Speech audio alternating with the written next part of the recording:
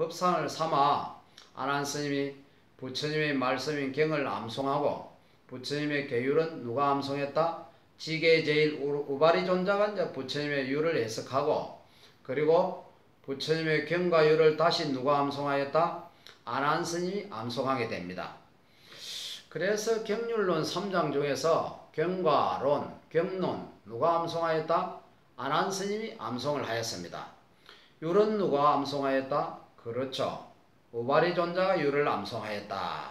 그래서 마땅히 안한존자가 500명의 아라한의 가사를 차곡차곡 쌓은 그 법상 위에서 깊은 선정에 들어서 부처님께서 그동안 말씀하신 그 모든 것을 하나하나 뚜렷하게 기억을 일으킨 뒤에 마땅히 부처님의 말씀을 세상에 널리 설하기 위해서 500명의 아라한들 앞에서 자, 이제 내가 부처님의 말씀을 함송하겠습니다 하고 오늘 뗀 뒤에 여시야문 이와 같이 나는 들었다 하는 순간 그 자리에 있었던 모든 500명의 아라한들이 깊은 한심에 빠지게 됩니다. 마치 이와 같이 나는 들었다로 시작하는 안한존자의 암송에서 돌아가신 부처님께서 다시 살아오셔서 이 자리에서 다시 살아서 법문을 하시는 것 같은 크나큰 한심에 빠지게 되었단 말입니다. 그리고 안한존자와 우바리존자가 이제 경률론 3장을 암송하였을 때 마땅히 우주법계가 크나큰 강명으로 진동으로 일으켰다라는 것이 경전과 논서에 상세하게 서술되어 있습니다. 자, 이것이 이제 바로 여시하문, 모든 경전에서 이와 같이 나는 들었다라고 표기했을 때 이 아란이라는 것이 누구를 말하고 있다? 안한존자를 말하고 있구나. 안한존자가 500명의 아라한 중에 한 명으로 선출이 되어 왕사성 칠흑굴이라는 곳에서 깊은 선정 속에서 부처님께 들었던 말씀, 그 가르침 하나하나 또렷하게 500명의 아라한들에게 암송하였구나 하는 것을 우리가 명쾌하게 이해하셔야 되겠습니다. 아시겠죠? 자, 이와 같은 우리의 성각자들이 있었기 때문에 이와 같이 소중한 부처님의 가르침을 공부할 수가 있구나 하는 것을, 이 고마움과 이 기쁨을 불자 여러분들께서 절대 잊어서는 안 될 것입니다. 이와 같은 입장에서 다른 경전, 특히 대성경전을 보면 여시아문이라는 나는 이렇게 같이 들었다라는 첫 구절이 없이 경전이 시작되는 말씀이 시작되는 그런 내용들이 있습니다. 알겠죠? 대표적인 것이 이제 원각형 같은 거. 그래서 대성경전에서 여시아문이라는 말이 들어가지 않는 부처님의 말씀을 모아놓은 경전들은 따로의 특별한 위치를 이제 차지하고 있다라는 그런 설이 있습니다. 그래서 여러분들이 나중에 또 경전 공부를 여러 경전을 공부하면서 이것은 여시하문 이와 같이 나는 들었다라는 첫 구절이 없네 하고 만약에 보시게 되면 이런 경전은 따로의 특별히 대우받았던 특별한 위치에 있는 그런 경전들이구나 하는 것을 미루어 짐작해 보시기 바랍니다.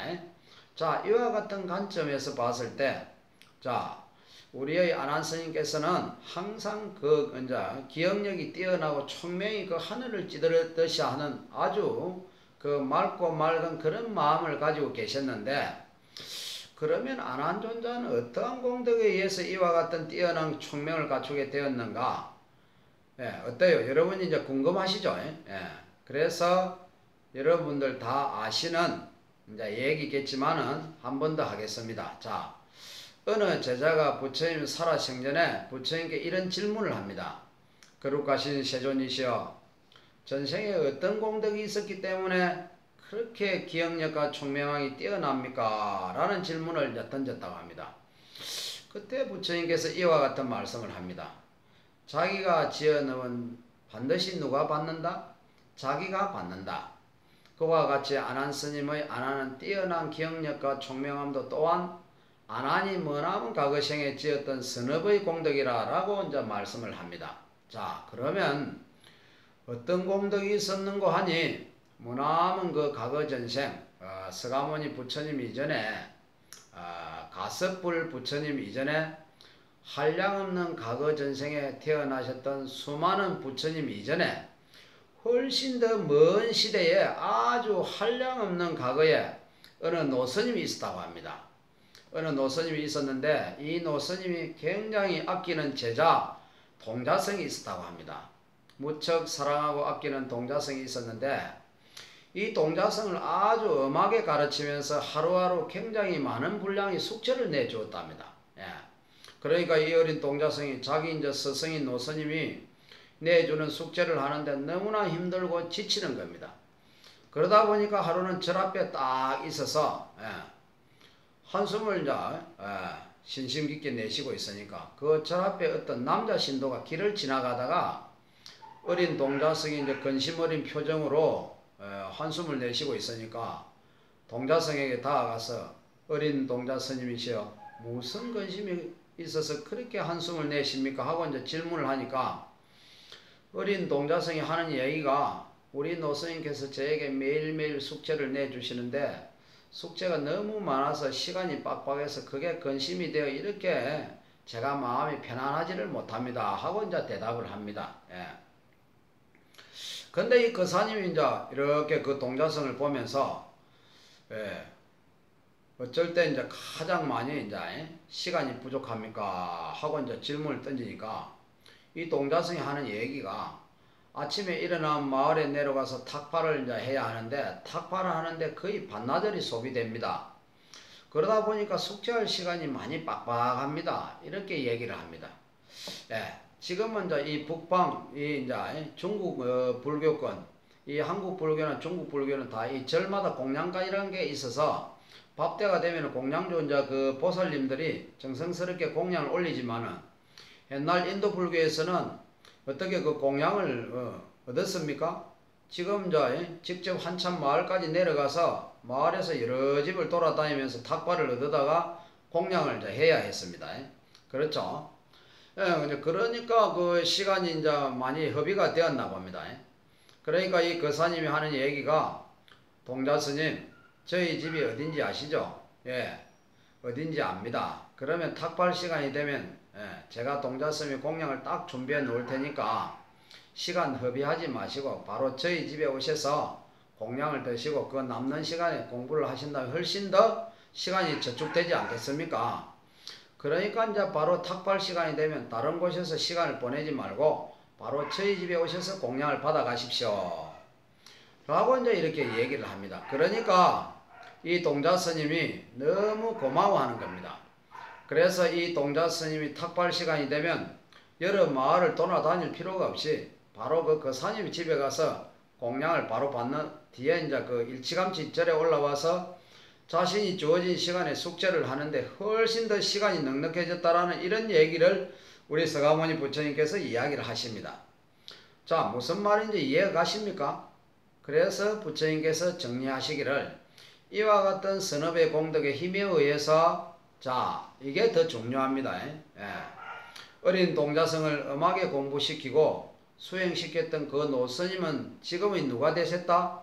연등불이 되셨다.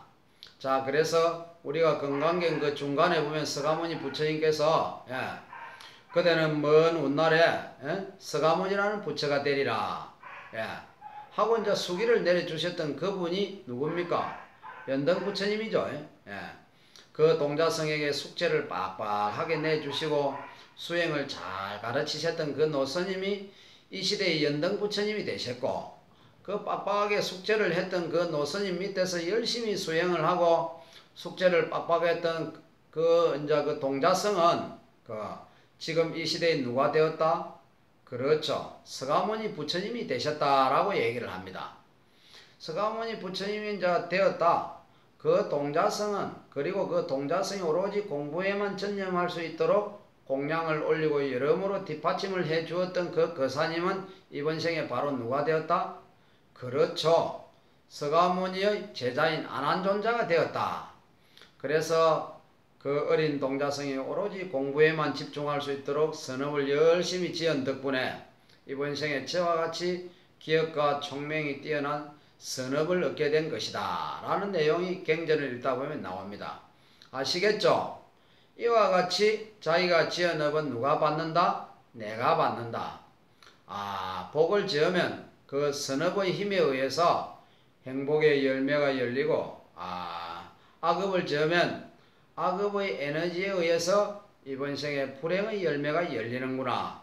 그러니까 내가 살아가면서 이번 생에 행복한 일이 많이 생기면 내가 선업을 지은 힘으로 앞으로 열심히 선업을 지으려는 마음을 이렇게 되겠다라는 마음을 내야 되겠다. 그렇죠? 예. 만약에 살아가면서 자꾸만 안 좋은 일이 생기면 아이고 내가 전생에 지어놓은 복이 부족하구나. 이번 생에 열심히 업장소멸 기도를 하고 내가 열심히 복과 열심히 선업을 지어야 되겠다라는 마음을 끊임없이 이렇게 해야 된다 라고 내가 항상 강조했습니다. 기억나시죠? 그러니까 이제 우리 불자 여러분들 이번 생에도 절대 흔들리는 마음이 없이 열심히 선업과 복을 많이 지으시기 바랍니다. 이와 같이 여시아문이란 뜻은 이와 같이 나는 들었다. 이 아가 안한존자를 뜻하는 말이구나 라는 뜻에서 이 네 글자 여시아문에서 많은 불교적인 사유의 흐름을 우리가 살펴보았습니다. 그리고 이제 또 다른 그 건강경을 해석한 논서에 보면 여시아문의 아를 안한이라고 해석하지 않고 누구라고 해석하는 경우가 있다? 그렇죠. 수보리 존자라고 해석하는 경우가 있습니다. 자, 그래서 이 안한은 누구를 뜻하는 것이다? 수보리 존자를 뜻하는 것이다. 왜 그런 거 하니? 불교 경전이 이제 설립되어지고 나서 역사상으로 볼 때 여시아문, 할 때 이 안은 안한 존자를 뜻하는 것이 지만 건강경이라는 하나의 흐름을 봤을 때 부처님과 대화를 나누고 있는 유일한 인물이 누굽니까? 수보리 존자죠. 그러니까 지금 이 건강경에서 부처님과 대화를 나누고 있는 그 유일한 존재가 수보리이기 때문에 여기서 이 건강경에서 말하는 이 부처님께서 건강경을 설하시는 이와 같이 나는 들었다라는 것을 누구라고 말하는 설이 있는가 하면은 수보리 존자라고 하는 설이 있다. 이것은 여러분들이 상식 삼아서 이제 알아두시기 바랍니다. 알겠죠? 예. 자, 이와 같이 우리가 사람으로 태어나고 불법을 만나고 불법 중에서도 우리가 건강경을 공부한다는 것은 앞으로도 건강경의 구절에서 나오겠지만은 전생을 살아오면서 수많은 성근을 쌓았기 때문이다라는 것을 항상 가슴에 명심하시기 바랍니다. 오늘 여시아문 이 네 글자에 아주 엄청난 경전상의 거대한 역사가 숨겨져 있고, 그리고 이 여시아문이라는 이 한 구절에 우리 모든 경전의 첫 시작, 첫 발자국이 되는 첫 걸음이다라는 것을 여러분들이 놓치지 마시고, 이 건강경의 여시아문, 그것 다른 모든 경전의 여시아문이라는 것을 항상 여러분들이 대내일 때마다 500명의 아라한들 앞에서 경전을 설하신 안한존자의 위대함을 다 함께 찬탄하는 바입니다. 자, 그럼 오늘 강의는 여기까지 하겠습니다. 성불하십시오. 감사합니다.